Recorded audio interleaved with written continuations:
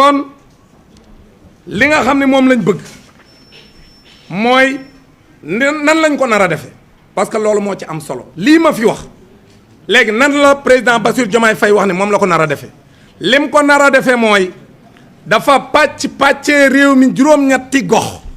léegi développement bi dootuñu ko yemale ci par région maanaam région dañ koy tege nële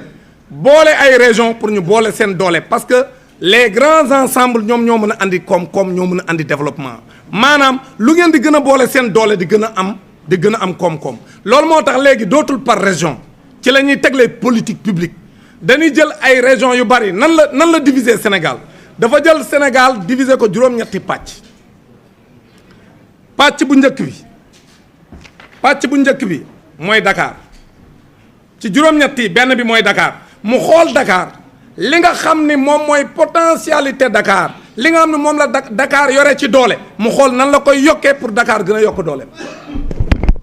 nga xam ne li ci ëpp ci ay service la parce que Dakar li nga xam ne moom mooy particularité am mënoo koo yemale ak Ziguinchor wala Tambacounda parce que Dakar mbay mayu ko doole mais Dakar secteur tertiaire moo ko may doole foofu la ñuy sukkandiku pour gën a dooleel Dakar bu ñu paree ci Dakar ñu dem Thiès muy pôlu Thiès bi bu ñu nee pôlu Thiès nag du région de Thiès c'est toute la zone du Cayor moom lañ tuddee le pôle de Thiès bu ñu paree le pôle de Thiès ñu dem le pôle de Diourbel Louga maanaam léegi dootu nekk la région de Diourbel à part la région de Louga à part moo tax ci campagne bi su ngeen xoolee Ousmane Sonko du dem di campagne par département wala di campagne par région day seet benn place boo xam ñoom ñëpp a ko bokk mu woo leen fa ñoom ñëpp parce que ci biir campagne am day wone ni ci pôle territoire yi lay campagne moom campagneul par département campagneul par région day campagne par pôle territoire pôle économique de développement kon nag loolu moo tax pôle boobu bu fa duggee da ngeen gis ni bu duggee Louga day sar dem Diourbel waa bale région bi yëpp won leen ni yéen léegi yéen laa boole parce que seen doole yéen a ko bokk dinaa leen wax ni lii laa bëgg a def pour développer seen gox bu paree foofu mu dem ci pôle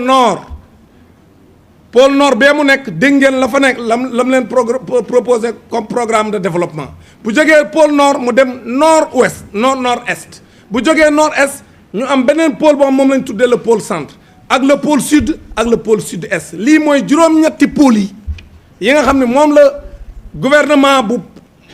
président Bassirou Diomaye Faye teg pour que mu suqali Sénégal ba nga xam ne léegi dootul nekk par région mais par pôle lay doon maanaam dañuy boole région yu bari ñu boole leen benn pôle xool doole ji ñu yore ñu fexe ba yokk leen doole parce que aujourd'hui boo jëlee ñi nga xam si ñoom ñooy le centre nga xam ne dañuy bay gerte gu bari te gerte googu ñuy bay bu ñu paree dañ koy jaay chinois yi wala ñu jaay ko indien yi léegi nag président Ousmane Sonko à travers le référentiel bi ñu présenté ci turu président de la République li ñu wax mooy léegi au lieu ñu jël gerte gi di ko jaay noonu def ko ci ay conteneurs di ko jaay Chine ak di ko jaay Inde léegi dañuy jël gerte gi transformé ko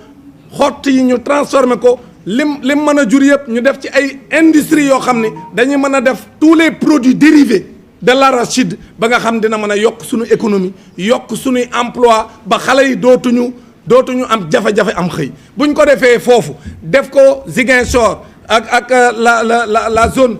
sud ak sud-est ku ci nekk li nga man ñu fekk si la ci dooleel la dina tax xale ya dëkk foofa dootuñu dem di mbëkki dootuñu sax ñëw Dakar parce que dañuy jàpp ne seen gox am na li Dakar am kon nag rééquilibrer le développement de notre pays loolu moo lal li ñuy tuddee le référentiel des politiques publiques donc loolu moo tax c'est important quand même teeral leen li nga xam ni